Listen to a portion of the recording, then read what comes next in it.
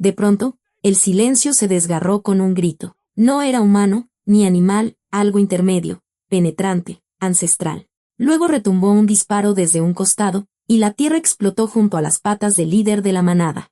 La bestia saltó hacia atrás, enseñando los colmillos en dirección al sonido. Un segundo disparo, aún más cerca. La manada vaciló, se arremolinó. Algo invisible había quebrado su determinación, como si una voluntad ajena se impusiera sobre la suya. Los lobos dieron media vuelta y echaron a correr, disolviéndose en la penumbra entre los árboles. Miguel se quedó de pie, incapaz de moverse. Las piernas le temblaban y el aliento se le escapaba en jadeos entrecortados. Giró lentamente la cabeza hacia el lugar de donde había venido su salvación. Una silueta contra el bosque que oscurecía, inmóvil, observando, demasiado lejos para distinguir un rostro. Algo dentro de Miguel se rompió y se reacomodó. No era alivio, ni gratitud.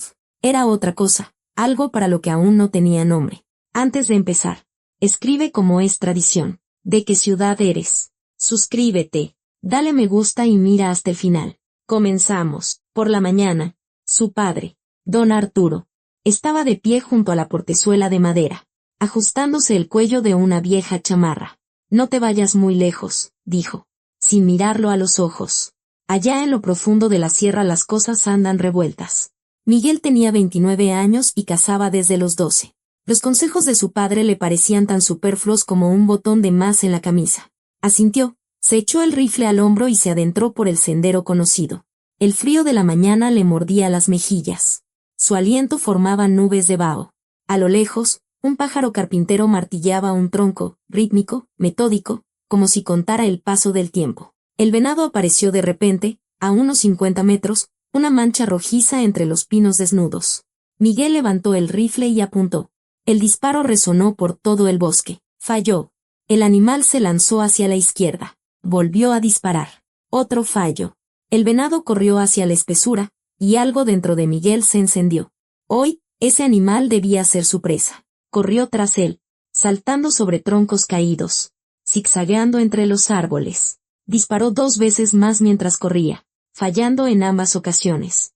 Pero no podía detenerse. La emoción de la caza era más fuerte que el sentido común, como una comezón que es imposible no rascar. Cuando el venado desapareció tras un denso matorral, Miguel se detuvo, respirando con dificultad. El aire le quemaba los pulmones, y el sudor le corría por la espalda. Abrió su morral de cartuchos. Vacío. El corazón se le fue a los pies. Solo le quedaban 2 cartuchos en las recámaras del rifle, los demás los había perdido durante la persecución. La bolsa de cuero con la munición de repuesto, que debía colgar de su hombro, no estaba. Maldita sea. Exhaló Miguel y miró a su alrededor. Los árboles le resultaban desconocidos. Se había adentrado demasiado, a un lugar donde nunca antes había estado. El sendero se había perdido en alguna parte detrás de él. El olor a hojas podridas y tierra húmeda le golpeó la nariz, denso, casi palpable. Tenía que regresar antes de que oscureciera. Miguel emprendió el camino de vuelta, intentando recordar la ruta. Había caminado unos 200 metros cuando sintió algo extraño. El vello de la nuca se le erizó, como antes de una tormenta. El silencio se volvió denso, opresivo. Incluso el pájaro carpintero había callado. Se dio la vuelta. Un lobo estaba a 10 metros, gris, corpulento, con la cabeza gacha. Luego apareció un segundo por la derecha, un tercero salió por la izquierda, y otros 2 lo rodearon por detrás. Miguel levantó lentamente el rifle. Sus dedos encontraron el gatillo. La manada se movía en silencio, cerrando el círculo. 7 bestias.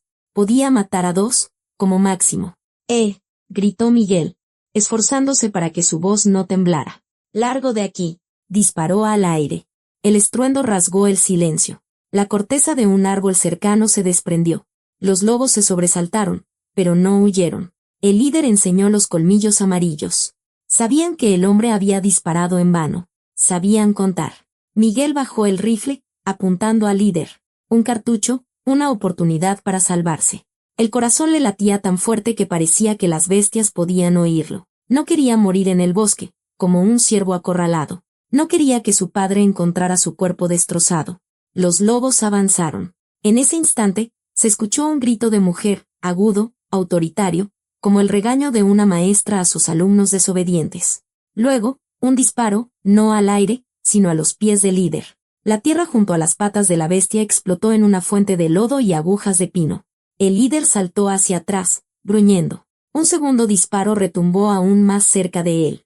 La manada vaciló, se dispersó. Los lobos se miraron entre sí, como personas que se dan cuenta de que se han metido en un problema. Luego dieron media vuelta y corrieron hacia la espesura, rápido, casi al unísono, como si obedecieran una orden. Miguel se quedó de pie, sin creer lo que estaba pasando. Le temblaban las piernas, tenía la boca seca, giró lentamente la cabeza. A unos 300 metros de él, había una figura con un rifle, una joven. No se movía, solo observaba, esperando a que se recuperara. Miguel tragó saliva, obligó a sus piernas a moverse y caminó hacia ella. Cada paso repercutía en sus rodillas, débiles, desobedientes. Cuando se acercó, la reconoció. Xóchitl Sánchez, la hija del guardabosques, don Andrés. Tenía poco más de 20 años, pero nadie en el pueblo de San Mateo sabía su edad exacta. Rara vez se la veía por el pueblo, y cuando aparecía, la gente susurraba a sus espaldas. Alta, de cabello oscuro, con el rostro de su madre, una mujer de Oaxaca. Sostenía un viejo rifle como si fuera una extensión de su cuerpo. Gracias, exhaló Miguel. Me salvaste la vida. Xóchitl lo miró con frialdad, sin una sombra de sonrisa. Sus ojos eran oscuros, casi negros, de una intensidad animal. Este es su territorio, dijo con voz serena, como si explicara algo obvio. Tú los estabas molestando. Si quieres vivir, lárgate de aquí. Miguel abrió la boca para responder, pero las palabras se le atoraron en la garganta. Ella estaba allí, de pie, con el oscuro bosque a sus espaldas y el rifle en las manos, completamente tranquila, como si acabara de regresar de un simple paseo y no de dispersar una manada de lobos. Había algo salvaje en ella, algo no del todo humano. No se parecía a ninguna de las chicas del pueblo, ni a las que reían en las ferias, ni a las que se sonrojaban en la iglesia. Algo se sacudió en su pecho, brusco, inesperado, como un golpe en el estómago. Empezó Miguel, pero Xóchitl ya se había dado la vuelta. Se adentró en la profundidad del bosque, sin mirar atrás.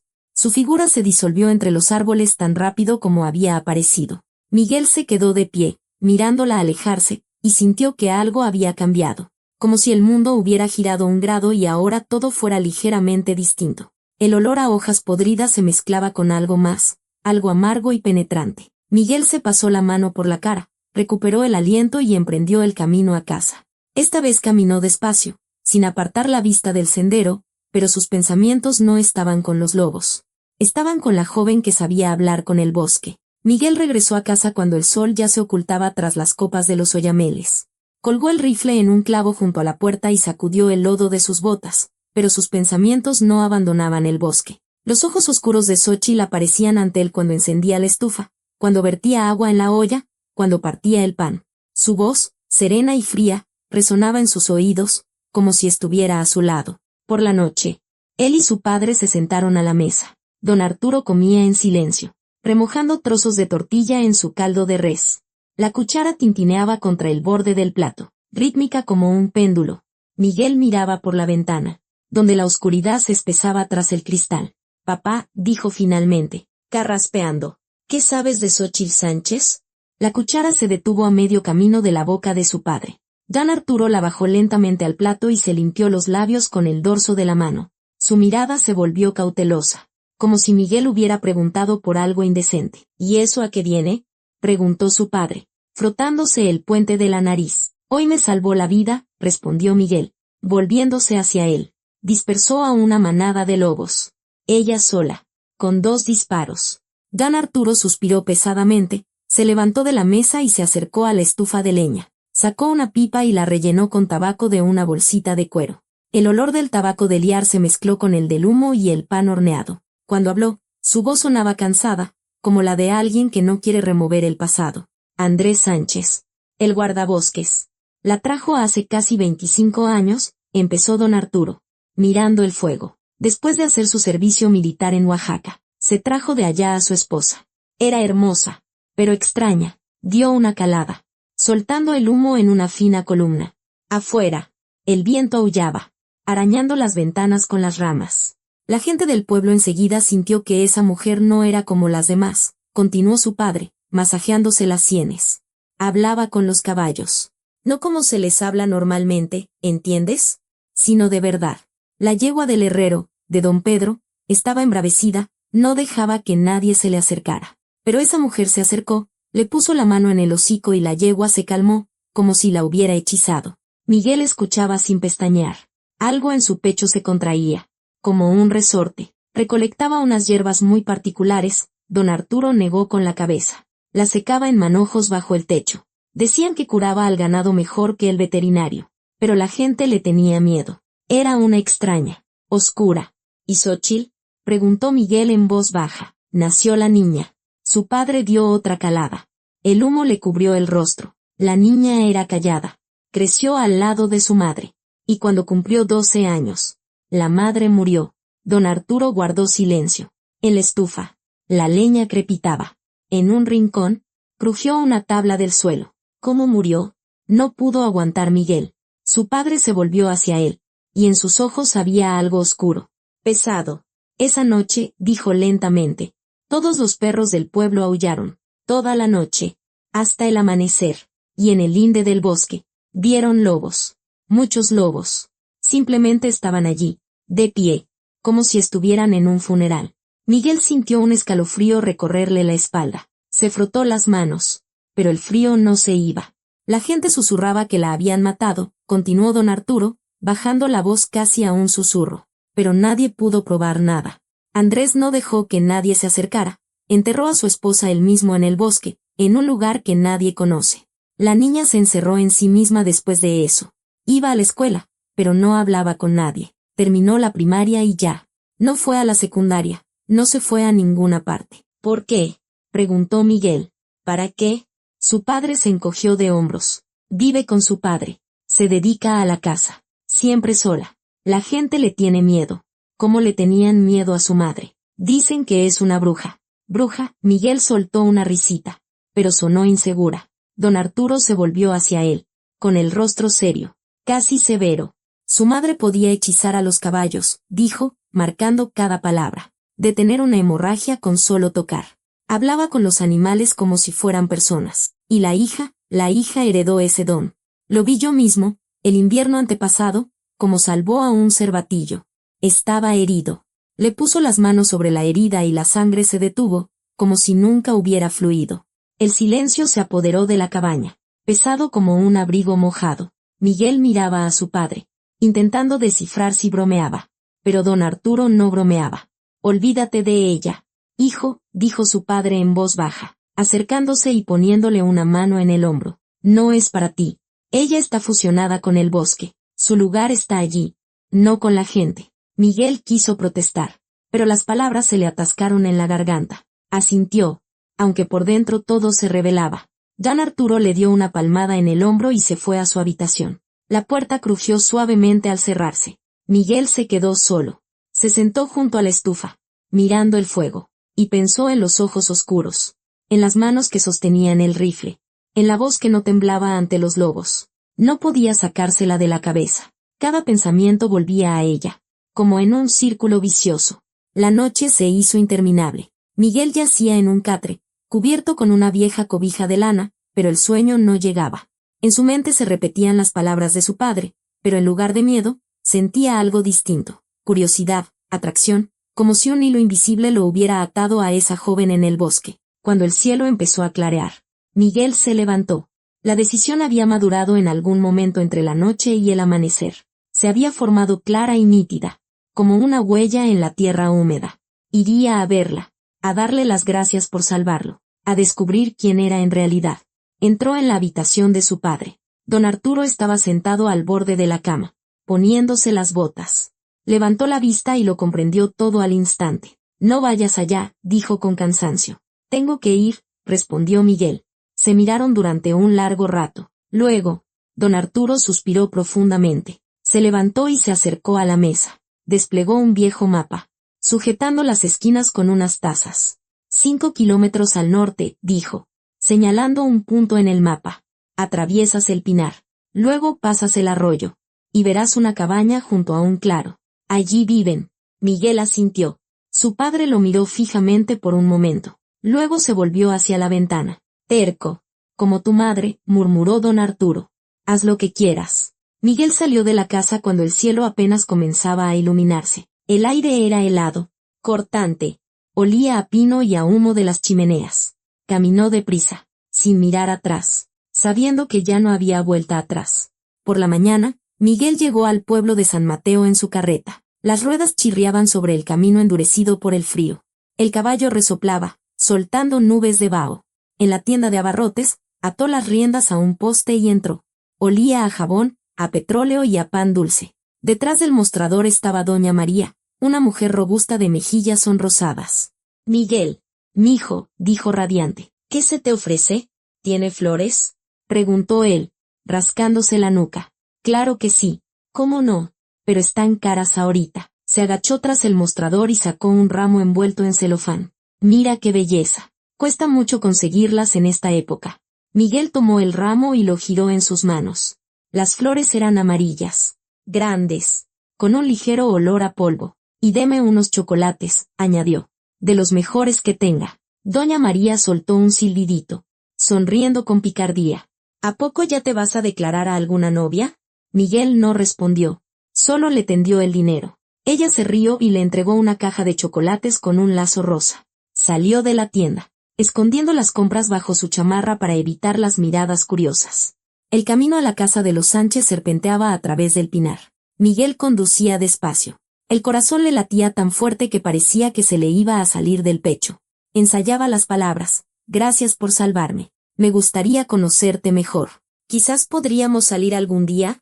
Todo sonaba estúpido, como el discurso de un escolar en un examen. Cuando llegó al claro, vio la cabaña, sencilla, de madera, ennegrecida por el tiempo, rodeada por un bosque denso y oscuro. Al lado, un cobertizo con el techo inclinado. Todo estaba ordenado, pero era modesto, sin adornos, sin ostentación. La leña apilada en una pila perfecta, el sendero hacia la puerta, despejado de hojas. Miguel ató el caballo, tomó el ramo y los chocolates. Se acercó a la puerta y llamó. El corazón le dio un vuelco. Abrió la puerta don Andrés, un hombre alto de unos 50 años, con barba canosa y ojos amables. Miró a Miguel y sonrió. «Ah, Miguel», dijo, haciéndose a un lado. «Pasa, pasa. No te esperaba. Buenas tardes, don Andrés». Miguel cruzó el umbral, sacudiéndose el polvo de las botas. Adentro olía a madera, a humo y a algo herbáceo. La cabaña era simple. Una mesa en el centro, 2 bancos, una estufa de leña en la esquina. De las paredes colgaban astas de venado y una piel de oso. Nada superfluo. Ni tapetes, ni cortinas, ni cuadros. Como si allí vivieran personas a las que les bastaba con lo esencial. «Siéntate. ¿Estás en tu casa?». Andrés señaló un banco y se dirigió a la estufa. «Te preparo un té». Miguel se sentó, colocando las flores y los chocolates sobre sus rodillas.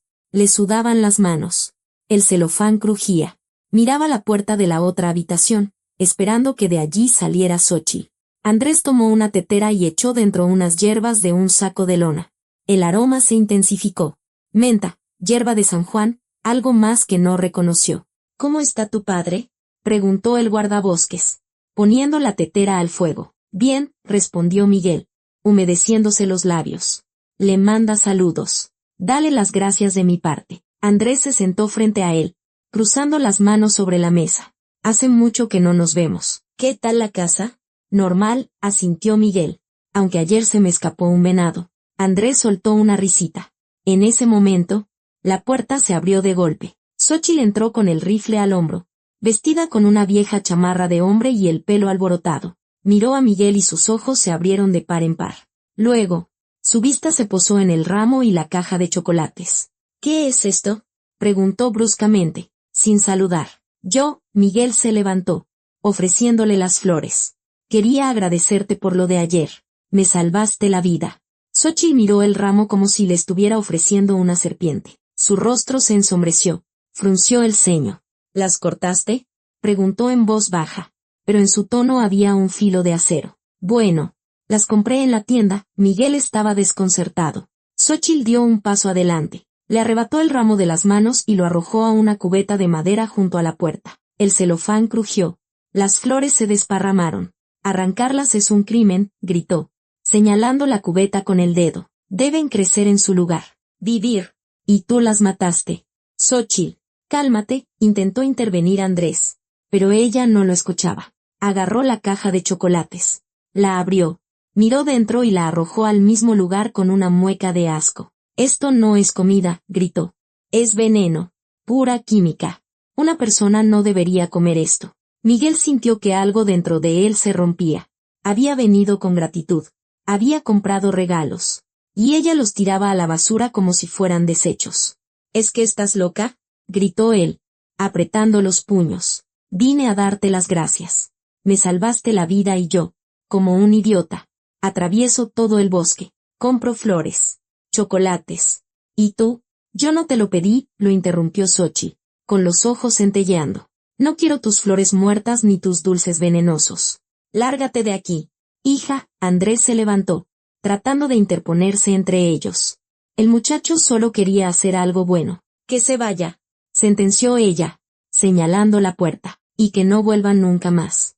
Miguel se quedó de pie, respirando con dificultad. Le temblaban las manos. Tenía la garganta seca. Quiso decir algo hiriente, ofensivo, pero las palabras no le salían. Se dio la vuelta. Abrió la puerta de golpe y salió. El aire frío le golpeó la cara. Le quemó los pulmones. Subió a la carreta y tiró de las riendas. El caballo se puso en marcha, los cascos resonando sobre la tierra endurecida. No miró atrás, aunque sentía una mirada clavada en su espalda. Durante todo el camino a casa estuvo furioso, maldiciéndose por su estupidez, maldiciéndola a ella por su grosería. ¿Para qué demonios había ido? Su padre tenía razón. Era una loca, una salvaje, no valía la pena meterse con ella. Pero cuando llegó al patio de su casa, bajó de la carreta y desató al caballo. La ira comenzó a disiparse. Y en su lugar, surgió algo más. No era resentimiento, ni decepción. Era curiosidad. Una curiosidad extraña y persistente. Ató al caballo. Entró en la casa y se sentó junto a la estufa. Sus pensamientos volvieron a Xóchitl. A sus ojos furiosos. A sus manos arrojando las flores. A su voz llena de dolor por unas plantas muertas. Era diferente. Completamente diferente. Y eso lo atrapaba más que cualquier sonrisa. Miguel se frotó la cara con las manos y suspiró. La ira se había evaporado por completo, dejando solo un deseo, entender quién era ella, por qué vivía así, que veía en este mundo que los demás no veían. Se levantó y se acercó a la ventana. Detrás del cristal, el bosque oscurecía. En algún lugar, entre los árboles, estaba ella. Y Miguel supo que no podría olvidarla. Si te sientes identificado con esta historia, dale me gusta y escribe un comentario. Así ayudarás al canal a crecer y contar más historias como esta. Pasó una semana desde aquel incómodo encuentro. Miguel intentaba no pensar en Xóchitl, pero le resultaba difícil. Se le metía en la cabeza en los momentos más inesperados. Cuando partía leña, cuando limpiaba el rifle, cuando simplemente miraba por la ventana. La ira se había ido hacía tiempo. Solo quedaba una irritación consigo mismo. El sábado, fue al mercado en San Mateo. El pueblo bullía con una agitación inusual. Grupos de personas se reunían en cada esquina, susurrando, negando con la cabeza. Junto al pozo, 3 mujeres discutían, interrumpiéndose unas a otras. A don Felipe se le murieron 2 vacas, decía una, gesticulando. Estaban sanas. Y por la mañana, ¡pum!, ahí tiradas. A los Martínez también se les murió un becerro, añadió la segunda, santiguándose. Esto es una maldición. Se los digo. Alguien la echó. La bruja. Seguro, siseó la tercera, mirando a su alrededor. La Sánchez esa. Su madre también hacía esas cosas. Miguel pasó de largo, tratando de no escuchar. Pero las palabras se le pegaban como abrojos a la ropa. El pueblo era pequeño. Las noticias corrían más rápido que el viento. En la plaza, frente al edificio del ayuntamiento, ya se había congregado una multitud. El alcalde, don Ismael, estaba en la entrada, tratando de calmar a la gente. Su voz se perdía en el murmullo. «Ciudadanos», gritaba, levantando las manos. «Sin pánico. Ya llamamos al veterinario del municipio. Vamos a averiguar qué pasa». «¿Qué veterinario ni qué nada?», gritó alguien entre la multitud. «Esto es mal de ojo. Hay que llamar a doña Remedios, la curandera». Miguel se apartó hacia los puestos de verduras. Compró papas, zanahorias, y las guardó en un costal de lona. A su lado, la vendedora, doña Marta, pesaba betabeles, murmurando una oración. Tiempos feos. Miguelito, dijo, meneando la cabeza. El ganado se muere. La gente tiene miedo. Esto no es bueno. Miguel asintió, sacando el dinero. En ese momento, escuchó una voz, familiar, grave, un poco ronca. 2 truchas. Por favor. Se dio la vuelta. Xóchitl estaba en el puesto de pescado, a pocos metros de él. Llevaba la misma chamarra vieja, el pelo recogido bajo un pañuelo. Le estaba pagando al vendedor, sin darse cuenta de la presencia de Miguel. El corazón le dio un vuelco. Miguel se quedó paralizado, sin saber si irse o acercarse. Le sudaban las manos, y el costal de verduras de repente se sentía incómodamente pesado. Xóchitl tomó el pescado, envuelto en papel de periódico. Se dio la vuelta y sus miradas se encontraron. Se detuvo. Algo cruzó por su rostro. No era miedo, ni ira, sino algo parecido al arrepentimiento. Luego, caminó lentamente hacia él. Miguel tragó el nudo que tenía en la garganta. Se enderezó y preparó una frase de cortesía. Algo como hola o ¿cómo estás? Pero Xóchitl habló primero. Perdóname, dijo en voz baja, deteniéndose a un paso de él. Fui grosera ese día. Me pasé de la raya. Miguel parpadeó, sin esperar oír eso. Sus ojos eran diferentes, más suaves, sin aquella furia. En ellos se leía culpa y algo más. Una inquietud. Empezó él, pero ella continuó. Mi padre y yo tenemos otras reglas de vida, dijo Xóchitl, ajustándose el pañuelo. No somos como los del pueblo. Entendí que tu intención era buena. Es solo que no puedo ser de otra manera. No te preocupes, exhaló Miguel, sintiendo como la tensión abandonaba sus hombros. Olvidado. Xóchitl asintió, pero no se fue. Miró a la multitud junto al ayuntamiento, y luego de nuevo a él. Su rostro se puso serio. ¿Oíste lo del ganado? Preguntó, bajando la voz. Sí, asintió Miguel. Dicen que es alguna maldición. No es una maldición, sentenció Xóchitl, negando con la cabeza. Es rabia. En el bosque también han empezado a morir animales. Antier vi un zorro. Echaba espuma por el hocico. Se tambaleaba. No reaccionaba a la gente. Es eso. Miguel frunció el ceño, observando su rostro. Hablaba con seguridad, sin sombra de duda, como si leyera un libro abierto. ¿Rabia? Repitió. Sí. Xóchitl apretaba el pescado en sus manos. El periódico crujió. Hay que empezar a cazar a los zorros urgentemente. Son los que más transmiten la enfermedad y contagian al ganado. Si no se detiene, será peor. Miguel escuchaba sin pestañear. Su conocimiento lo asombraba. Hablaba como si ella misma fuera parte de ese bosque, como si entendiera sus enfermedades mejor que cualquier veterinario. ¿Cómo saber si un animal tiene rabia? Preguntó. Xóchitl lo miró a los ojos. En ellos brilló algo cálido, casi agradecido, como si se alegrara de que no la hubiera descartado, de que no hubiera calificado sus palabras de tonterías. Espuma en el hocico, empezó, doblando los dedos. Agresividad sin motivo. La pérdida de miedo al ser humano. Esa es la señal principal. Un animal sano huirá. Uno con rabia. Atacará. También le temen al agua. Si la enfermedad ya está avanzada. Miguel asentía, memorizando cada palabra. Cerca de ellos pasó una mujer con una canasta de huevos. Los miró de reojo y se apartó rápidamente, santiguándose. Se lo diré a los cazadores, dijo Miguel, enderezándose. Me escucharán. Xóchitl sonrió, apenas perceptiblemente, con las comisuras de los labios. Pero fue una sonrisa. Luego levantó la mano y la posó sobre el hombro de él. El contacto fue breve, ligero, pero Miguel lo sintió en todo el cuerpo. Su palma estaba cálida, incluso a través de la gruesa chamarra. Gracias, dijo ella. Simplemente. Luego se dio la vuelta y se fue, perdiéndose entre la multitud. Miguel se quedó de pie, mirándola alejarse, sintiendo en su hombro el calor de su mano, como si se hubiera impregnado en su piel, en sus huesos, más adentro. A su alrededor, el mercado bullía. Los vendedores pregonaban, la gente discutía, en algún lugar lloraba un niño. Pero para Miguel, todos los sonidos se volvieron lejanos, amortiguados, como bajo el agua. Levantó la mano y tocó el lugar donde había estado la palma de ella. Le temblaban los dedos, se le entrecortaba la respiración. Algo había cambiado de nuevo, como aquel día en el bosque. El mundo se había inclinado otro grado, y ahora todo era aún más diferente. Miguel tomó su costal de verduras y caminó hacia la carreta. Sus pensamientos estaban enredados, como hilos en un nudo. Solo sabía una cosa con certeza: no la dejaría ir. No podría. Aunque todo el pueblo estuviera en su contra, aunque su padre lo maldijera, aunque ella misma lo echara de nuevo. Algo en ella lo había atrapado, con fuerza, para siempre, como un anzuelo en la carne. Subió a la carreta y tomó las riendas.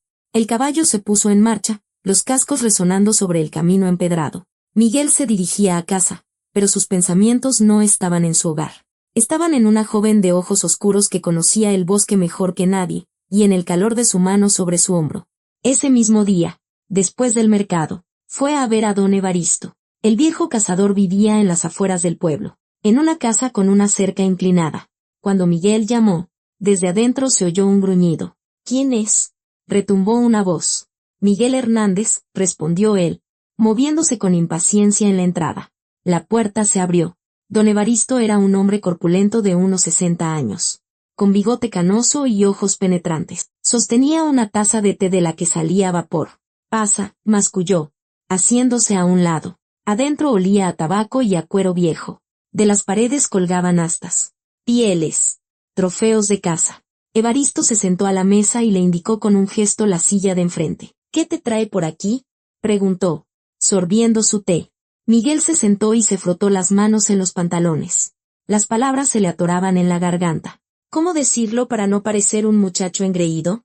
Don Evaristo, empezó, carraspeando, sobre lo del ganado. Creo que es rabia. Los zorros lo están contagiando. Hay que cazarlos. Evaristo levantó una ceja y dejó la taza sobre la mesa con un golpe sordo. ¿Y tú cómo sabes?, preguntó con desconfianza. El veterinario todavía no ha llegado. Vi un zorro enfermo en el bosque, mintió Miguel, desviando la mirada. Echaba espuma por la boca y luego recordé que la vaca de don Felipe también murió con espuma. Coincide. Evaristo entrecerró los ojos, tamborileando los dedos sobre la mesa. El sonido era rítmico, medido, como la cuenta atrás antes de una sentencia. ¿Y qué propones?, preguntó finalmente. Reunir a los cazadores. Miguel se enderezó. Empezar a cazar zorros. Antes de que sea demasiado tarde. Si hay más animales contagiados, la mortandad no se detendrá. Evaristo guardó silencio, estudiándolo. Luego, asintió lentamente. Está bien, dijo, frotándose la barbilla. Los convocaré. Pero si te equivocas, muchacho, tú te harás responsable. A la mañana siguiente, en las afueras del pueblo, se reunieron 12 cazadores. Los hombres, con sus rifles, cuchicheaban en voz baja. Evaristo explicó la situación, señalando a Miguel. El muchacho dice que es rabia, dijo brevemente. Vamos a comprobarlo. Se dispersaron por el bosque. Miguel fue con un grupo de 3 personas, Juan, Pedro y el joven Sergio. La hojarasca crujía bajo sus pies. Las ramas se enganchaban en su ropa. El olor a pino y a aire frío le llenaba las fosas nasales.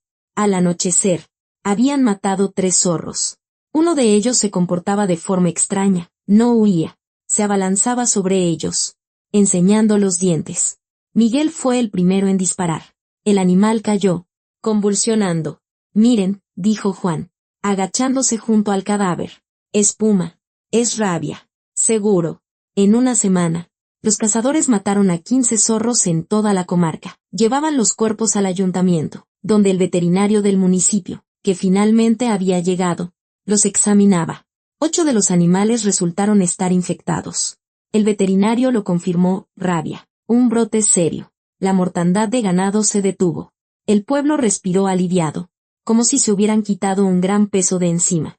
La gente empezó a saludar a Miguel en la calle con respeto. Asentían, lo saludaban, le daban palmadas en el hombro. Un muchacho listo, decía Evaristo a los otros cazadores, fumando su pipa. Se dio cuenta enseguida de lo que pasaba. No como nosotros, viejos troncos. Unos días después, Evaristo llamó a Miguel cuando pasaba en su carreta. Miguel, gritó, haciéndole señas. Ven acá. Miguel desmontó y se acercó. Evaristo estaba con otros 2 cazadores, Juan y Esteban. Fumaban, mirándolo con aprobación. Oye, dijo Evaristo, dando una calada. Lo hemos estado hablando. Queremos que te unas a nuestro grupo de cazadores. Eres un tipo listo. Entiendes la naturaleza mejor que muchos viejos. Miguel sintió un calor en el pecho, un orgullo que le costaba ocultar.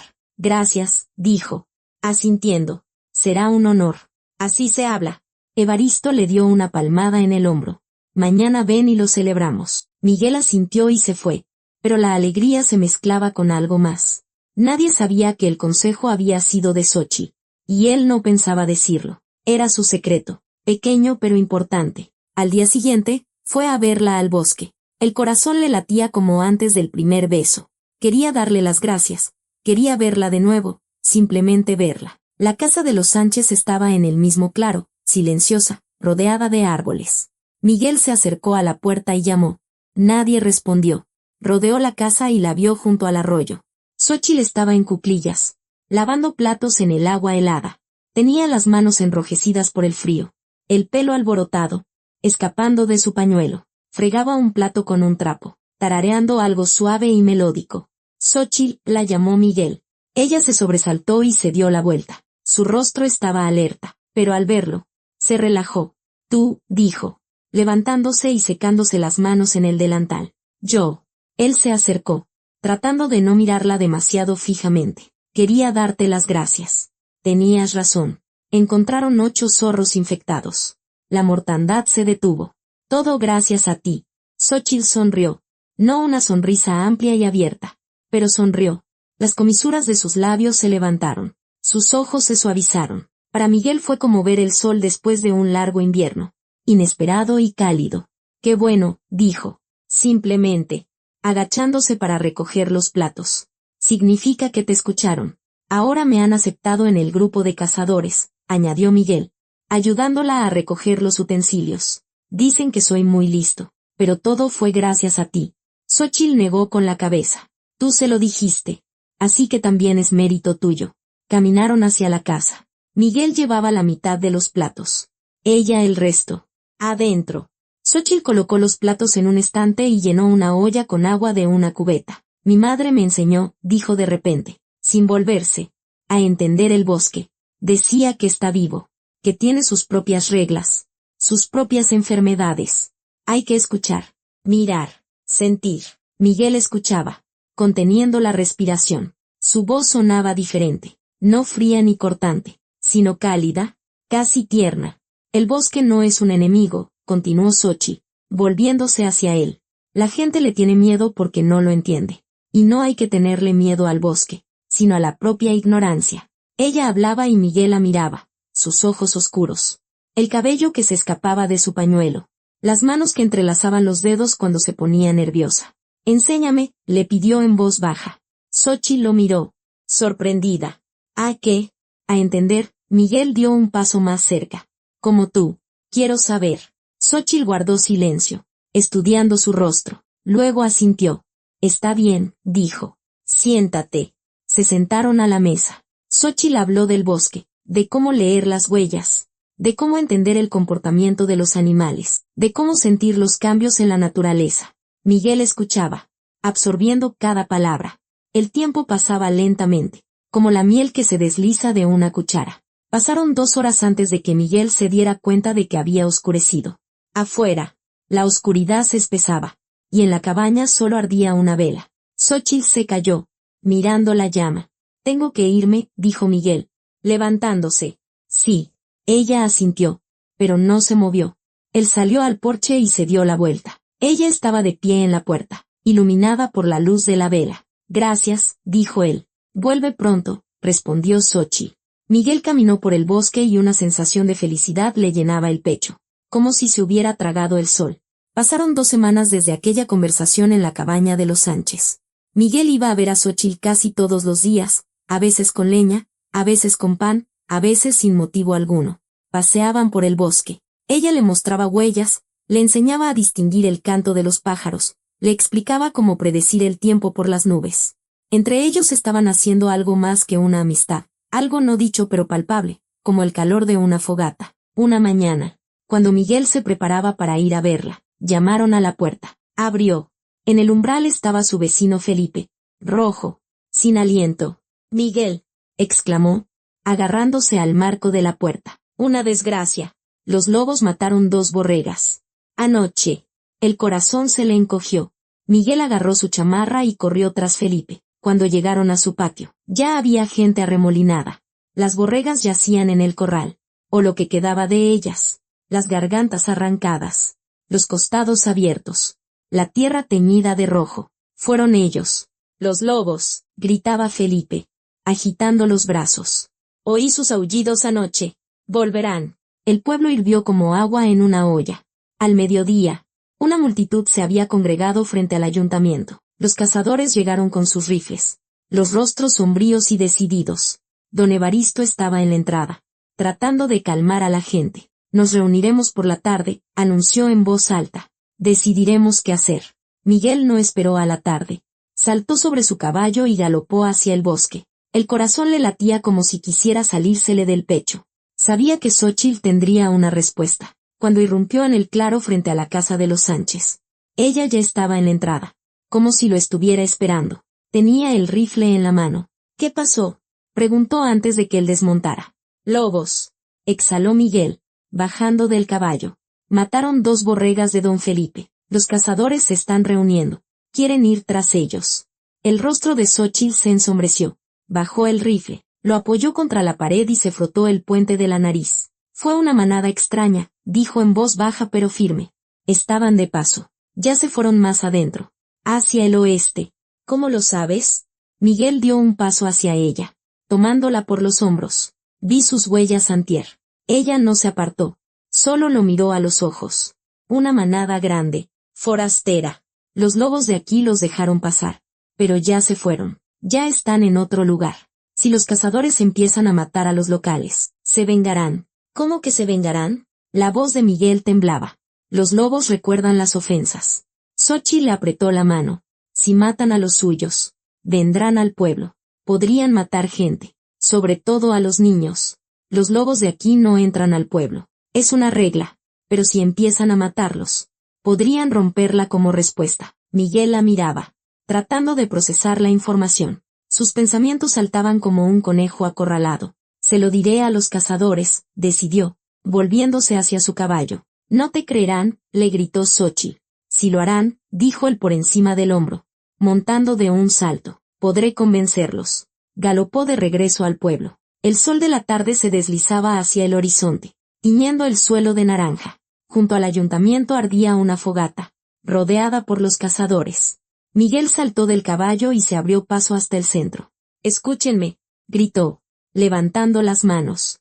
No podemos ir tras los lobos.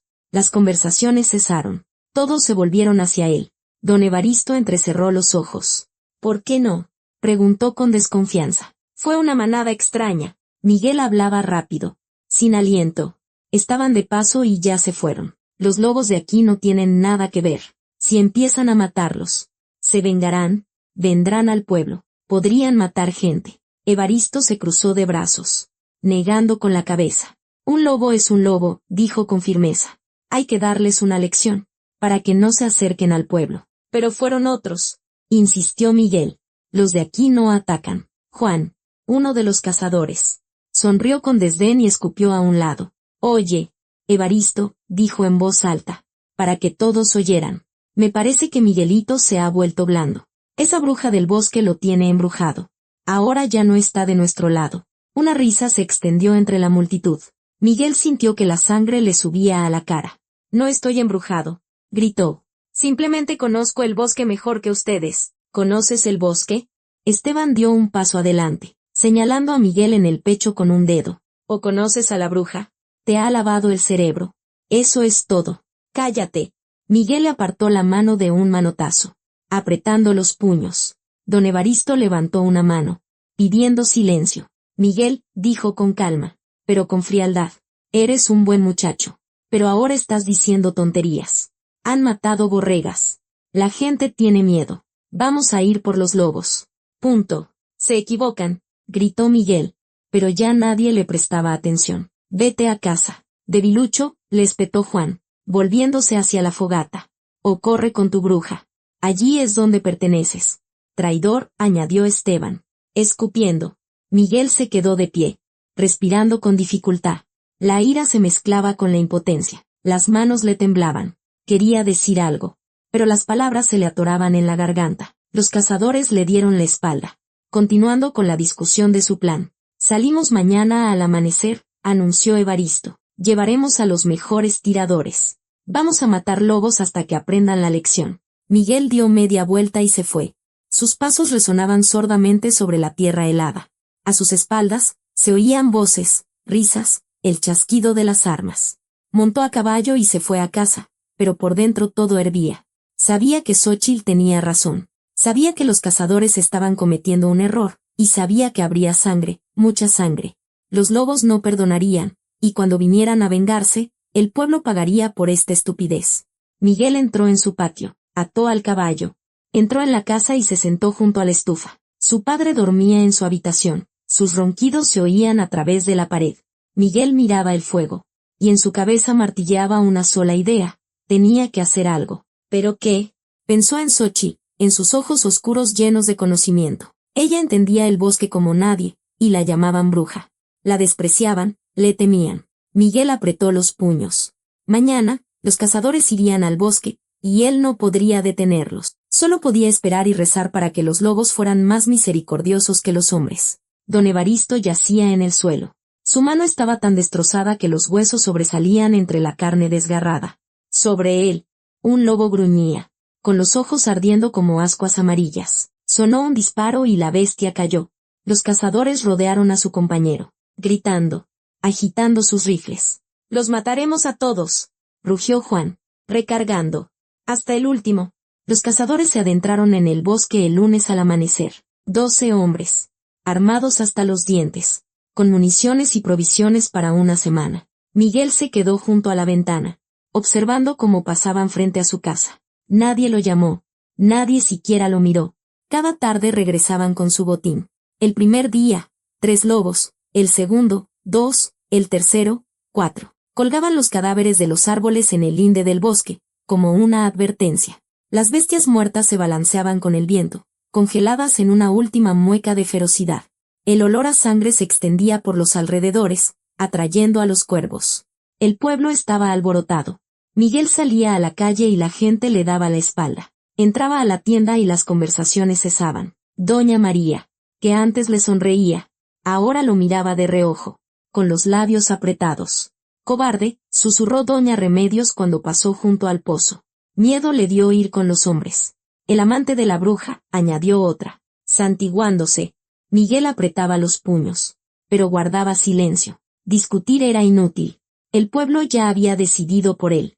Lo peor era en casa. Su padre, don Arturo, no le habló durante 3 días. Se sentaba junto a la estufa, fumando su pipa, mirando el fuego. Al 4.º día, no aguantó más. «Has deshonrado el apellido Hernández», dijo, sin mirar a su hijo. «Mi padre fue cazador. Mi abuelo fue cazador. ¿Y tú? Te escondes tras las faldas de una salvaje». «No me escondo», replicó Miguel, pero su voz temblaba. «Simplemente sé que esto es un error». «¿Un error?». Don Arturo se volvió hacia él. Sus ojos ardían de ira. «Los lobos mataron borregas. La gente tiene miedo. ¿Y tú dices que es un error?». «Fue una manada extraña». Miguel se levantó de un salto, volcando la silla. «Los lobos de aquí no tienen nada que ver». «Cállate», lo cortó su padre. «No quiero oír esas tonterías. Vete con tu bruja, si te importa más que tu familia». Miguel salió de la casa, dando un portazo. La tierra helada crujía bajo sus pies. El aire frío le quemaba los pulmones. Caminó sin rumbo, solo para no quedarse quieto. Al 5.º día de la cacería, don Evaristo le disparó a un lobo. Le dio en el costado, pero no lo mató. La bestia huyó, se tambaleó y luego se dio la vuelta. Sus ojos se inyectaron en sangre, de su hocico goteaba saliva. Se lanzó sobre el hombre, no huyendo, sino atacando, como un soldado en su última batalla. Evaristo intentó recargar, pero no tuvo tiempo. El lobo saltó, lo derribó y se aferró a su brazo. Los huesos crujieron como ramas secas. Luego, la bestia le desgarró la pierna, destrozando los músculos. Evaristo gritó de tal manera que su alarido resonó por todo el bosque. Juan disparó primero, dándole al lobo en el costado. Esteban, segundo, en la cabeza. La bestia cayó, se convulsionó y quedó inmóvil. Levantaron a Evaristo y le envolvieron el brazo con trapos. La sangre empapaba la tela más rápido de lo que podían vendar. «Llevémoslo al hospital», gritó Juan. sosteniendo a Evaristo por las axilas. ¡Rápido! Lo llevaron al hospital del municipio al anochecer. El médico, un joven cansado con una bata manchada, examinó la herida y negó con la cabeza. El brazo está destrozado, dijo, quitándose las gafas. Los tendones están rotos. El hueso pulverizado. Quizás no se pueda salvar. Necesita una amputación. La palabra amputación quedó flotando en el aire, como una sentencia de muerte. Los cazadores, sombríos, esperaban en el pasillo del hospital, apretando los puños. Es culpa de los lobos, rugió Juan, golpeando la pared. Malditos. Los mataremos a todos. Hasta el último. Así es, lo apoyó Esteban. Exterminaremos a toda la manada. Que sepan con quién se metieron. Regresaron al pueblo al día siguiente, enfurecidos, sedientos de sangre. El plan era simple, encontrar la guarida de la manada y acabar con todos los que quedaran. Lobeznos, hembras, viejos, todos. Esa mañana, Xóchitl llegó a casa de Miguel, desmontó junto a la portezuela, ató su caballo y llamó a la puerta. Miguel abrió y se quedó helado de sorpresa. Tú, empezó él, pero ella lo interrumpió. Necesito hablar contigo, dijo rápidamente. Es importante. Salieron al porche. Miguel notó cómo los vecinos se asomaban por las ventanas, señalando, susurrando. Doña Remedios se santiguó al ver a Xóchitl. La bruja ha venido, murmuró. Embrujó a Miguelito del todo. Xóchitl no les prestó atención. Miró a Miguel a los ojos. Y en su mirada había una ansiedad casi palpable. Tienes que detenerlos, dijo, tomándolo de la mano. Los cazadores están matando a los lobos. Si no paran, habrá sangre, mucha sangre. Lo intenté. Miguel negó con la cabeza. No me escuchan. Me llaman cobarde. Inténtalo de nuevo. Xóchitl le apretó los dedos. Los lobos ya han reunido una manada enorme. Vi sus huellas ayer. Más de 20. Están defendiendo su territorio. La próxima vez, atacarán el pueblo, a la gente, a los niños. Miguel sintió un frío recorrerle por dentro. Se imaginó a los lobos irrumpiendo en el pueblo, atacando a todos. ¿Qué hago?, preguntó en voz baja. Convéncelos. Xóchitl soltó su mano, retrocediendo. A cualquier precio. Si no, todos morirán. Montó a caballo y se fue. Miguel se quedó en el porche, mirándola alejarse, sintiendo sobre sí las miradas de los vecinos. Sabía que tenía que actuar. Fue a casa de don Evaristo, donde se reunían los cazadores. Estaban sentados en el patio, limpiando sus rifles, preparándose para una nueva salida. Miguel empujó la portezuela y entró. Las conversaciones cesaron. Tú no eres bienvenido aquí, dijo Juan, sin levantar la vista de su rifle. Escúchenme. Miguel dio un paso adelante. Están cometiendo un error. Los lobos reunirán una manada enorme. Atacarán el pueblo. Matarán gente. ¿Tonterías?, espetó Esteban, escupiendo a un lado. No son tonterías. Miguel alzó la voz. Xóchitl vio las huellas. Más de 20 lobos. Se están preparando para atacar. Juan se levantó y dejó su rifle sobre la mesa. Su rostro estaba sombrío, los puños apretados. Xóchitl, repitió, sonriendo con desdén. Tú bruja. ¿Eso te dijo ella? Ella conoce el bosque, gritó Miguel. Mejor que todos ustedes juntos. Cállate. Juan se acercó a él, dándole un empujón en el pecho con el dedo. Eres un traidor. Escogiste a la bruja en lugar de a los tuyos. No soy un traidor. Miguel le apartó la mano. Juan levantó el brazo y le dio un puñetazo en la cara. El golpe fue pesado, como una piedra. Miguel cayó al suelo. Un zumbido en los oídos. Sangre en los labios. Intentó levantarse, pero Esteban lo empujó hacia atrás de una patada en el costado. Lárgate de aquí, debilucho, rugió Juan, de pie sobre él. Antes de que te meta un tiro. Mataremos a todos los lobos, añadió Esteban, sonriendo. Y luego iremos por la bruja. Ya es hora de arreglar cuentas con ella. Quizás fue ella quien azuzó a los lobos contra nosotros. Miguel yacía en el suelo, respirando con dificultad. La sangre le corría por la barbilla. Las costillas le dolían por el golpe. Los cazadores lo miraban desde arriba, como si fuera basura. Lárgate, dijo Juan con frialdad. Y no vuelvas a aparecer por aquí. Ya no eres nuestro amigo. Miguel se levantó, tambaleándose. Se limpió la sangre con el dorso de la mano. Dio media vuelta y se fue. A sus espaldas, Resonaban risas y bromas crueles. No miró atrás. Cuando llegó a su casa, el sol ya se ponía. Miguel se sentó en el porche, sujetándose la cabeza con las manos. Tenía sabor a sangre en la boca y un vacío en el pecho. No pudo convencerlos. No pudo detenerlos. Y ahora los lobos vendrían. Y cuando vinieran, el pueblo pagaría por esta masacre. Miguel levantó la vista hacia el bosque. En algún lugar, entre los árboles, se estaba reuniendo la manada. 20 lobos, listos para vengarse. Y él no podía hacer nada. Solo sabía una cosa con certeza: cuando atacaran, él estaría del lado de Xóchitl, porque ella tenía razón. Desde el principio, los cazadores mataron a la loba al amanecer. Era grande, con pelaje oscuro en el lomo y manchas rojizas en los costados. Esteban disparó primero, acertándole en el flanco. La bestia cayó, se sacudió un par de veces y quedó inmóvil. Cuando se acercaron, notaron que había parido no hacía mucho. No tendrá más de medio año. Estaba amamantando, dijo Juan, agachándose. Eso significa que hay lobeznos jóvenes en alguna parte. ¿Y qué? Se encogió de hombros Esteban. Los encontraremos. Los mataremos. Menos alimañas habrá. Registraron los alrededores. Pero no encontraron la guarida. Dejaron el cadáver de la loba colgado de un árbol y se fueron. La sangre goteaba sobre la tierra, tiñéndola de un rojo oscuro. Xóchitl encontró a los lobeznos.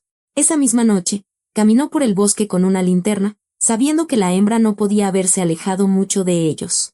El rastro la llevó a una vieja madriguera bajo las raíces de un árbol caído. Adentro había 3 lobeznos. Se arrodilló y miró dentro. No parecían tener más de 6 meses. Estaban condenados.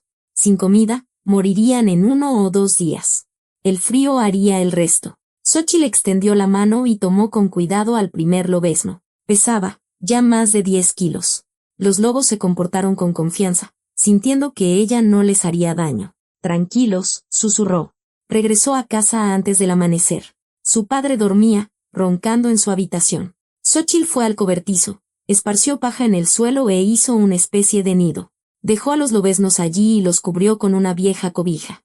Luego fue a la cocina, sacó carne y los alimentó uno por uno, pacientemente, hasta que cada uno estuvo satisfecho. Volvió a cubrirlos y salió. El olor a carne y leche se mezclaba con el de heno y madera vieja. Por la mañana, su padre la encontró en el cobertizo. Se quedó en la puerta, mirando a los lobeznos, con el rostro como una piedra. ¿Qué has hecho?, preguntó en voz baja, pero en su tono había un filo de acero. Lo salvé. Xóchitl no desvió la mirada. Se estaban muriendo. Son lobos. Don Andrés se acercó, señalando el nido. Los cazadores los están buscando. Si los encuentran aquí, te matarán a ti también. No los encontrarán. Ella se levantó, secándose las manos en el delantal. Los esconderé. Xóchitl. Su padre le puso una mano en el hombro. Esto es peligroso. Por favor, déjalos ir. No.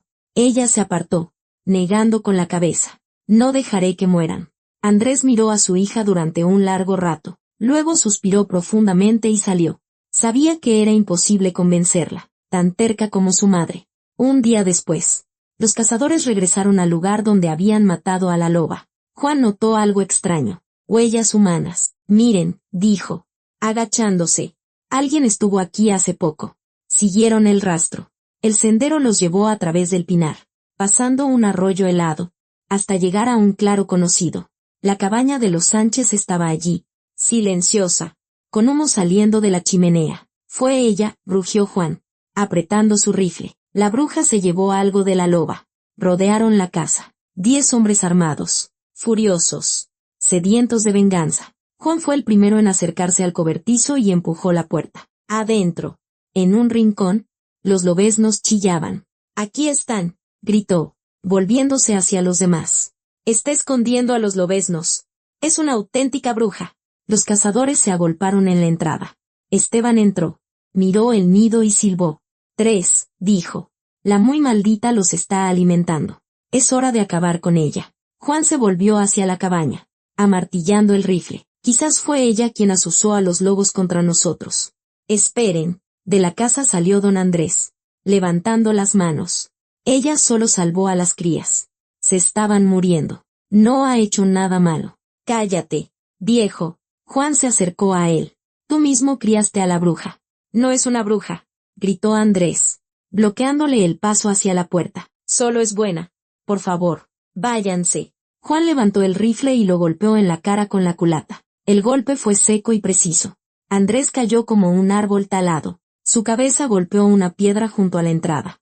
La sangre salpicó la tierra. No se movió. Papá. El grito salió de la cabaña. Xóchitl salió corriendo. Vio a su padre y cayó de rodillas a su lado. La sangre brotaba de una herida en su sien. Sus ojos estaban cerrados. Papá. Despierta. Lo sacudía por los hombros. Pero él no respondía. Juan la agarró del brazo y la levantó de un tirón. Aquí está la bruja, sonrió, sujetándola con fuerza. Ya era hora de arreglar cuentas contigo. Xóchitl se debatía, golpeándolo con la mano libre, pero él era más fuerte. Esteban se acercó por el otro lado y la agarró del otro brazo. La arrastraron hacia el cobertizo. Los demás cazadores se quedaron alrededor, en silencio, observando. ¿Qué vamos a hacer?, preguntó Esteban, sujetando a Xóchitl por la muñeca con tanta fuerza que ella soltó un grito ahogado. Juan sonrió, mirándola desde arriba. En sus ojos había algo oscuro. Animal. ¿Y qué?, dijo, lamiéndose los labios. Quizás primero nos divertimos un poco con la bruja, y luego ya le damos un tiro. Xóchitl se quedó paralizada. Comprendió que no tenía escapatoria. 10 hombres con rifles, su padre inconsciente, nadie cerca. Gritar no serviría de nada. El pueblo estaba lejos. Nadie la oiría. Dale, Juan, animó a alguien desde el grupo, riendo.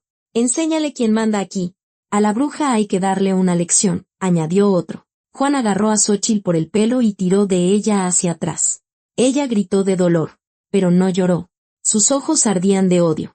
Sus labios estaban apretados. Llévala al cobertizo, dijo Esteban, sonriendo. Allí es más cómodo. Juan la arrastró por el pelo hacia el cobertizo. Xóchitl se resistía. Le arañaba las manos. Pero él era demasiado fuerte. Los demás cazadores reían, cuchicheaban, animándolo. Vamos, Juan. Enséñale. La bruja recibirá su merecido. Estaban a 3 pasos del cobertizo cuando se oyó un grito. Suéltala. Todos se volvieron. En el linde del bosque estaba Miguel con su rifle. Apuntaba directamente a Juan. El dedo en el gatillo. Los ojos fríos como el hielo. Miguel apuntaba a Juan. Su dedo descansaba sobre el gatillo, listo para apretar en cualquier segundo. Su voz era tranquila, fría como el hielo de la mañana en el arroyo. Suéltala, dijo, sin parpadear. O te mato. Todos se quedaron inmóviles. Los cazadores se giraron, mirándolo con asombro. Juan todavía sostenía a Xóchitl por el pelo, pero su sonrisa se había vuelto vacilante. Miguel había estado siguiendo el rastro de los cazadores desde el amanecer. Se había despertado con un mal presentimiento, como si algo le oprimiera el pecho. Salió al porche y los vio pasar frente a su casa, armados, con rostros sombríos. 10 hombres que no se dirigían al bosque, sino a la casa de los Sánchez. El corazón se le encogió. Corrió a la casa, tomó su rifle, y sin detenerse a responder las preguntas de su padre, montó a caballo y galopó tras ellos. Sabía que llegaba tarde, temía no llegar a tiempo. Cuando se acercó al claro, escuchó gritos. La voz de don Andrés, suplicante, desesperada. Luego, un golpe sordo. Silencio. Y después, el grito de Xóchitl. Miguel desmontó y corrió a través del bosque. Las ramas le azotaban la cara, la tierra saltaba bajo sus pies. El corazón le latía tan fuerte que parecía ahogar todos los demás sonidos. Cuando irrumpió en el claro, la escena le heló la sangre en las venas. Don Andrés yacía inconsciente junto a la entrada, con sangre en el suelo. Juan arrastraba a Xóchitl por el pelo hacia el cobertizo. Ella se debatía, arañaba, pero 2 hombres la sujetaban. Los demás estaban alrededor, riendo, animando. Algo se rompió dentro de Miguel. No era ira, ni furia. Algo más grande, glacial, absoluto. Levantó el rifle y apuntó. Suéltala, dijo, adentrándose en el claro. O te mato. Juan se dio la vuelta, todavía sujetándola. Sonrió, aunque en sus ojos brilló algo parecido a la duda. Tú, repitió, sonriendo más ampliamente. Tú, ¿matar a uno de los tuyos? ¿Por una bruja? Suéltala, repitió Miguel, sin bajar el rifle. Es la última vez que te lo digo. Los cazadores se miraron entre sí. Esteban dio un paso adelante, levantando las manos en un gesto conciliador.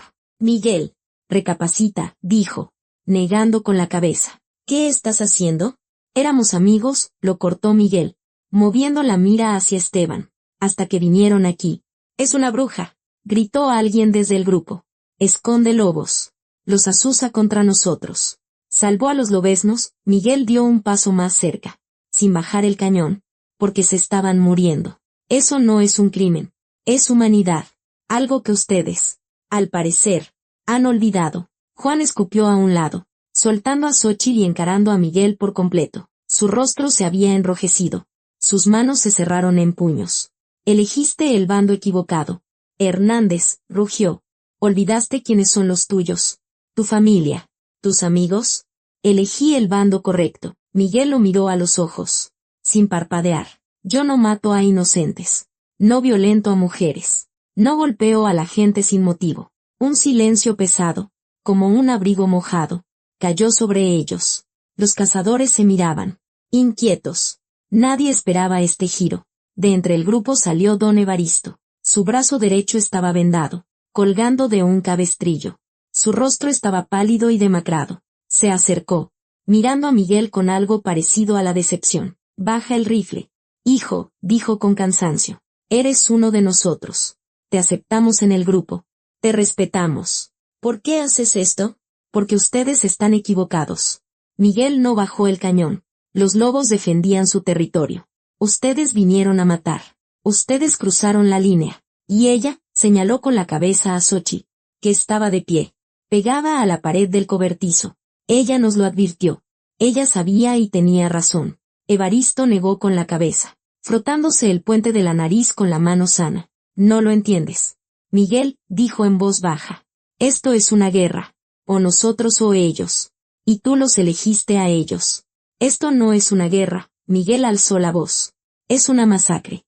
Están matando a todo lo que se mueve, sin distinción. A la loba con sus crías. A los heridos. A los viejos. Se han vuelto peores que las bestias. Cállate, gritó Juan, avanzando. Ahora mismo te voy a romper la cara. Miguel movió la mira hacia él. Su dedo apretó más el gatillo. Un paso más y disparo, dijo con voz plana. Juan se detuvo. Algo en la voz de Miguel le hizo creer que dispararía. Sin dudarlo. No vale la pena, dijo Juan tras una pausa. Retrocediendo. Esa cualquiera no vale que un amigo le dispare a otro por ella. Hizo un gesto con la mano, dándose la vuelta. Vámonos. Muchachos, gritó por encima del hombro. Dejemos al traidor con su bruja. Ya se morirán solos. Los cazadores comenzaron a dispersarse, murmurando entre dientes. Alguien escupió en dirección a Miguel. Otro simplemente negó con la cabeza. Evaristo se quedó atrás, mirándolo larga y tristemente. Te arrepentirás, dijo finalmente. Cuando llegue el momento, te arrepentirás. Se dio la vuelta y siguió a los demás. Miguel se quedó de pie, sin bajar el rifle, hasta que el último cazador desapareció entre los árboles. Solo entonces exhaló y bajó el cañón. Le temblaban las manos. Se le doblaban las rodillas. Miguel, lo llamó Xóchitl. Él se dio la vuelta. Ella estaba junto al cobertizo, mirándolo con los ojos muy abiertos. Luego, sin decir una palabra, se dio la vuelta y corrió hacia la casa. Miguel se quedó desconcertado, quiso llamarla, pero ella ya había desaparecido tras la puerta. Se acercó a don Andrés y se arrodilló a su lado. Respiraba, pero estaba inconsciente. La sangre seguía brotando de la herida en su sien. Don Andrés, Miguel le dio unas palmaditas suaves en la mejilla. Despierte. La puerta de la casa se abrió de golpe. Miguel se giró y se quedó helado. Xóchitl estaba en la entrada, con un rifle en las manos. Su rostro estaba pálido, los labios apretados en una fina línea. Levantó el cañón, apuntando hacia donde se habían ido los cazadores. Xóchitl, detente, gritó Miguel, poniéndose de pie de un salto. Pero ella ya había disparado. El disparo retumbó. Su eco se extendió por el bosque. Juan, que iba al final del grupo, gritó y cayó, agarrándose la pierna. Los cazadores se giraron, paralizados. Xóchitl recargó, apuntando ahora a Esteban. Si alguno de ustedes, gritó, con la voz temblorosa pero firme, se acerca aquí de nuevo, mataré a quien sea. ¿Entendieron? Todos guardaron silencio. Juan se retorcía en el suelo, sujetándose la pierna herida. La sangre se filtraba entre sus dedos. Llévenselo, dijo Xochitl, con frialdad. Y lárguense. Esteban y otros dos corrieron hacia Juan y lo levantaron. Él aullaba de dolor, maldiciendo a Xochitl, mientras lo arrastraban. Los demás lo siguieron a toda prisa. Miguel, gritó Evaristo, volviéndose, ven con nosotros. Es la última vez que te llamo. Miguel lo miró, luego a Xochitl, y después a don Andrés, todavía inconsciente. La elección era simple y complicada a la vez. No, dijo con firmeza. Me quedo. Traidor. Escupió uno de los cazadores. Púdranse los dos, gritó otro. Se fueron, disolviéndose en el bosque. El silencio cayó sobre el claro, pesado y denso. Miguel se quedó de pie, mirándolos alejarse, comprendiendo que acababa de cruzar una línea. No había vuelta atrás. El pueblo estaría en su contra. Su padre lo repudiaría, sus amigos le darían la espalda, pero sabía que había elegido correctamente. Se volvió hacia Xochitl. Ella seguía en la entrada. El rifle, bajo. Las lágrimas corrían por sus mejillas, pero no emitía ningún sonido. Gracias, susurró. Tú. No terminó la frase. Simplemente bajó del porche. Se acercó a él y lo abrazó. Con fuerza. Desesperadamente. Como si temiera que fuera a desaparecer. Miguel se quedó inmóvil un instante, y luego la abrazó también. Sentía cómo temblaba, cómo olía a humo, a hierbas y a bosque. Todo está bien, le susurró al oído. Estoy aquí. No me iré a ninguna parte. Permanecieron así un largo rato, hasta que don Andrés gimió. Xochitl se apartó. Se secó las lágrimas con el dorso de la mano. Papá, susurró, arrodillándose a su lado. Andrés abrió lentamente los ojos. Hizo una mueca de dolor. Vio a su hija y luego a Miguel. Intentó sonreír. Tú te quedaste, dijo con voz ronca, mirando a Miguel. Me quedé, asintió Miguel. Y no me iré. Xochitl ayudó a su padre a levantarse. Los tres entraron en la casa. Miguel sentó a Andrés en un banco. Xochitl trajo agua y trapos limpios. Lavaron la herida y le vendaron la cabeza. Andrés hacía muecas de dolor, pero no se quejaba. Ahora el pueblo está en nuestra contra, dijo, mirando a Miguel. ¿Lo entiendes? Lo entiendo, asintió Miguel. Tu padre te maldecirá. Que lo haga. Perderás a tus amigos. He encontrado otros. Andrés sonrió y negó con la cabeza. Terco. Como mi difunta esposa, murmuró. Bueno, si es así, quédate. Hay sitio de sobra. Xochitl se acercó a Miguel y se puso a su lado. Sus hombros se rozaron. Le tomó la mano y le apretó los dedos. Gracias, dijo, mirándolo a los ojos en voz baja. Luego, sin apartar la vista, se puso de puntillas y lo besó. Suavemente, rápido, pero fue un beso. Miguel se quedó paralizado, sin esperarlo, y luego respondió, atrayéndola hacia él. Cuando se separaron, Xochitl sonreía, no ampliamente, pero con sinceridad. Ahora estamos juntos, dijo. Juntos, repitió Miguel como un eco. Andrés tosió, apartando la vista, pero una sonrisa jugaba en sus labios. Los tres estaban de pie en la cabaña, comprendiendo que todo había cambiado. El pueblo estaría en su contra. Los cazadores no perdonarían. Los lobos seguían en el bosque. Pero ahora, en ese momento, estaban juntos, y eso era suficiente. Afuera, el sol se ponía, tiñendo el suelo de naranja. En el cobertizo, los lobeznos chillaban suavemente, pidiendo comida. La vida continuaba, diferente, pero suya. Y Miguel supo que nunca se arrepentiría de su elección. La nieve se derretía. Los primeros arroyos se abrían paso a través del hielo, susurrando y tintineando como risas de niños. Miguel estaba de pie junto a la ventana de la cabaña de los Sánchez, mirando el bosque que ya no le parecía ajeno. Habían pasado 3 meses desde aquel día en el claro. 3 meses que lo habían cambiado todo. Al principio, iba todos los días, ayudando a don Andrés, que se recuperaba del golpe. Caminaba con dificultad, se mareaba, pero su carácter no había cambiado. Refunfuñaba cuando Miguel lo cuidaba demasiado, y reía cuando Xochitl los obligaba a ambos a beber sus tés de hierbas. Trabajaban juntos, preparando el techo del cobertizo, cortando leña, despejando la tierra. Miguel aprendía de Xochitl a leer las huellas, a entender el lenguaje del bosque. Ella le enseñaba a determinar la edad de un árbol por su corteza, a encontrar hierbas medicinales bajo la nieve, a oír la llegada de una tormenta por el comportamiento de los pájaros. Por las tardes, se sentaban junto a la estufa. Andrés contaba historias de Oaxaca, de cómo conoció a su esposa, de cómo la trajo hasta aquí. Xóchitl escuchaba en silencio, sonriendo a veces. Miguel la miraba y pensaba que nunca había conocido a nadie que entendiera el mundo de esa manera. El pueblo no los perdonó. Su padre, don Arturo, no le hablaba. Un día, Miguel regresó a casa a por sus cosas. Su padre estaba sentado junto a la estufa, sin levantar la vista. «Toma lo que necesites», dijo en voz baja, «y vete». «Papá, no tengo hijo», lo interrumpió Arturo, sin mirarlo. Se fue con la bruja. Se perdió. Miguel metió sus cosas en un costal, ropa, su rifle, algunos libros. Antes de irse, se detuvo en la puerta. «Perdóname», dijo. Arturo no respondió. Solo la pipa temblaba en sus manos. Miguel se mudó con los Sánchez a principios de la primavera. Andrés le dio un rincón en la casa, le ayudó a montar una cama. Xóchitl no dijo nada, pero sus ojos brillaban. Con ella, todo era fácil. No necesitaba fingir, ni elegir las palabras, ni ocultar sus pensamientos. Lo entendía a medias palabras, a veces sin ellas. Cuando él estaba triste, se sentaba a su lado en silencio y le ponía una mano en el hombro. Cuando estaba enojado, lo dejaba desahogarse sin interrumpirlo. Cuando reía, reía con él, y su risa era más pura que cualquier campana. Paseaban por el bosque. Él aprendía de ella, y ella de él. Miguel le mostró cómo marcar correctamente los árboles para la tala, cómo poner trampas para conejos sin hacerles daño. Xóchitl le enseñó a escuchar el silencio, a encontrar la belleza en los pequeños detalles, en el dibujo de una corteza, en la curva de una rama, en la forma en que la luz se filtraba a través de las agujas de pino.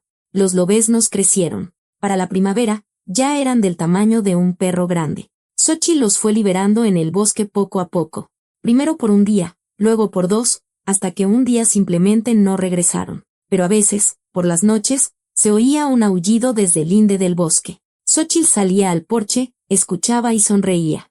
«¿Se acuerdan?», decía en voz baja. Miguel la abrazaba por la espalda, y se quedaban así, escuchando la noche. Se dio cuenta de que con ella estaba mejor de lo que nunca había estado con la gente. En el pueblo, siempre se había sentido un poco fuera de lugar, no como debía ser, no lo suficientemente ruidoso, no lo suficientemente simple. Aquí, en el bosque, con Xóchitl y su padre, era el mismo, por completo, sin reservas. Una tarde, cuando Andrés ya dormía, estaban sentados junto a la estufa. Xóchitl remendaba una camisa. Miguel tallaba una cuchara de madera. El fuego crepitaba, y afuera soplaba el viento. «¿Te arrepientes?», preguntó ella de repente, sin levantar la vista de su labor. «¿De qué? ¿De haberme quedado? ¿De haberte elegido a ti?». Miguel dejó el cuchillo a un lado y la miró. Ella seguía con la vista en la camisa, pero sus manos se habían detenido. «Ni un segundo», dijo con sinceridad. Xóchitl levantó la vista. En sus ojos se leía alivio, gratitud, algo más profundo. «No dicho». «Yo tampoco», susurró. No hablaron más. Simplemente se quedaron sentados, cada uno en su tarea, pero juntos. Y eso era suficiente. Miguel sabía que vendrían dificultades. El pueblo no perdonaría. Su padre quizás nunca volvería. La vida en el bosque era dura, pero junto a Xóchitl, estaba preparado para todo, porque con ella había encontrado un hogar. Un verdadero hogar, no hecho de paredes y un techo, sino un lugar donde podía ser él mismo. Y eso era lo mejor que le había pasado en la vida. Gracias por ver. ¿Qué piensas de esta historia? Comparte tus impresiones. Tu comentario es muy valioso para nosotros.